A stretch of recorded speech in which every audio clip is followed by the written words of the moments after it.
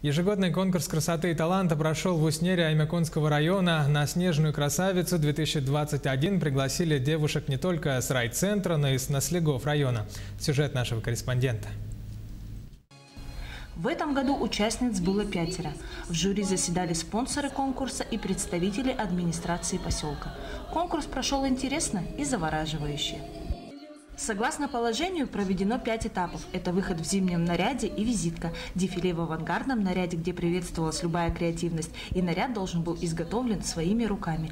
3-м был блиц-опрос, посвященный столетию Аймяконского района. 4-й этап – это творческий, и 5-й этап – это выход в вечерне-бальных нарядах и маскарадных масках, где обязательным критерием было, чтобы девушки сделали маски своими руками. Победительницей стала Нария Сивцева из поселка Уснера.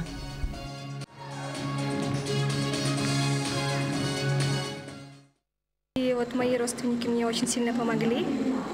И спасибо всем, что меня поддержали и были уверены во мне. И я очень сильно волнуюсь и так удивлена.